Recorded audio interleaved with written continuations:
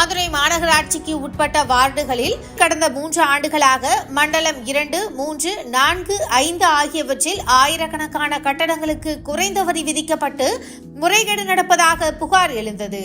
மாமன்ற உறுப்பினர்கள் மற்றும் சில மாநகராட்சி அலுவலர்களுடன் இணைந்து முறைகேடுகள் நடந்துள்ளது விசாரணையில் அம்பலமானது.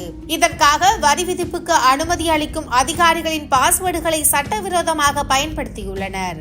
இந்த விவகாரத்தில் திமுக மண்டல தலைவர்கள் பாண்டிச்செல்வி, சரவண புவனேஸ்வரி, சுவிதா ஆகியோருக்கு சம்மன் அனுப்பப்பட்டு சுமார் 1 மணி நேரத்திற்கும் மேலாக விசாரணை நடத்தப்பட்டது. மதுரை மாநகராட்சியில் சுமார் 150 கோடி ரூபாய் மோசடி நடந்துள்ளது வெளிச்சத்துக்கு வந்த நிலையில் தற்காலிக ஊழியர் மற்றும் உயரதிகாரிகள் என 80 பேர் இதுவரை கைது செய்யப்பட்டுள்ளனர். இந்த விவகாரம் முதலமைச்சர் ஸ்டாலினின் கவனத்துக்கு சென்றதும் அதிரடி ஆக்ஷனில் இறங்கியுள்ளார். மாநகராட்சியின் அனைத்து மண்டல தலைவர்களையும் ராஜினாமா செய்ய சொல்லி ஆர்டர் போட்டுள்ளார் ஸ்டாலின்.